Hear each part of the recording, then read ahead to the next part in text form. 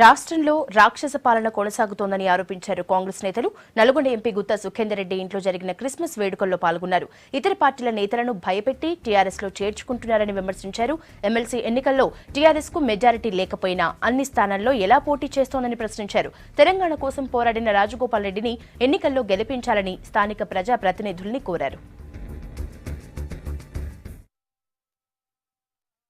TRS party mind game ఆడుతూ ఉన్నది. గుమ్మాయి జక్కాయిని జమ చేసుకొని పోయి మా దగ్గర 600 ఉన్నాయి, 650 ఉన్నాయి అని చెప్తా ఉన్నారు. కొంతమందికి శాసనసభ టికెట్లు ఇస్తామని, మార్కెట్ చైర్మన్ చేస్తామని, కార్పొరేషన్ చైర్మన్ చేస్తామని, అసలు తెలంగాణ కొరకు పోరాడినటువంటి వాళ్లకు ఏ ఉద్యోగం లేక, అది లేక, గది లేక రోడ్ల మీద వాళ్ళు తిరుగుతుంటే 1110 ఓట్లలో 552 ఓట్లున్నటువంటి కాంగ్రెస్ పార్టీకి వ్యతిరేకంగా 138 ఉన్న టీఆర్ఎస్ ఏ విధంగా పోటీ చేస్తుంది, ఏ విధంగా గెలుస్తారు, దీనికి ఏ విధంగా రాజ్యాంగ విరుద్ధంగా పార్టీ ఫిరాయింపులను ప్రోత్సహిస్తున్నారో ప్రజలందరూ కూడా గమనించమని విజ్ఞప్తి చేస్తా ఉన్నాను.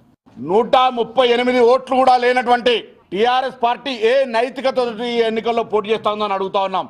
మీరు హార్స్ రైడింగ్ ఎంటర్టైన్ చేయకపోతే, అనైతిక విధానాలకు పాల్పడకపోతే, ప్రజాస్వామ్యాన్ని కూని చేయకపోతే, రాజకీయ అధికార దుర్వినియోగాన్ని చేయకపోతే ఈ ఎన్నికల్లో మీకు పోటీ చేసేటువంటి కనీసం 1/10% కూడా ఓట్లు లేని మీరు ఈరోజు నల్గొండ స్థానిక సంస్థల ఎన్నికల్లో ఏ విధంగా పోటీ చేయడానికి ముందుకొచ్చినారనేటువంటి మాట అడుగుతా ఉన్నాం. ఈ ఎన్నికలలో చాలా మంది కాంగ్రెస్ పార్టీ నుంచి గెలిచిన వాళ్ళు ఉన్నారు.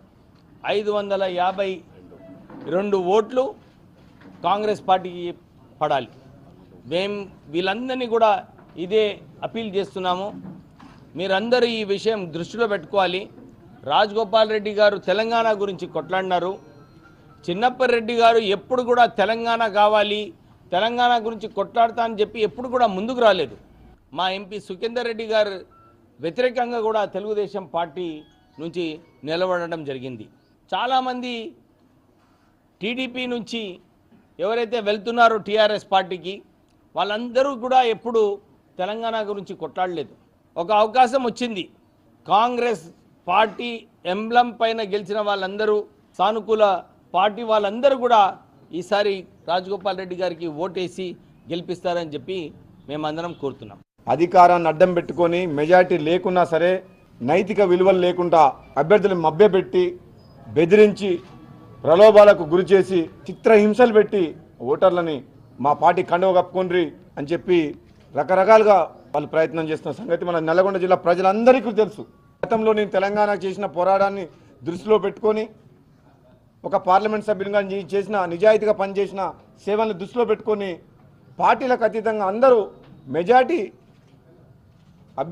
మెజారిటీ ప్రజాప్రతినిధులు నా వైపు మొగ్గు చూపుతున్న సంగతి తెలుసుకొని, కేవలం అధికారాన్ని అడ్డం పెట్టుకొని ఈరోజు గెలవాలని ప్రయత్నం టీఆర్ఎస్ ప్రభుత్వం, కేసీఆర్ గారు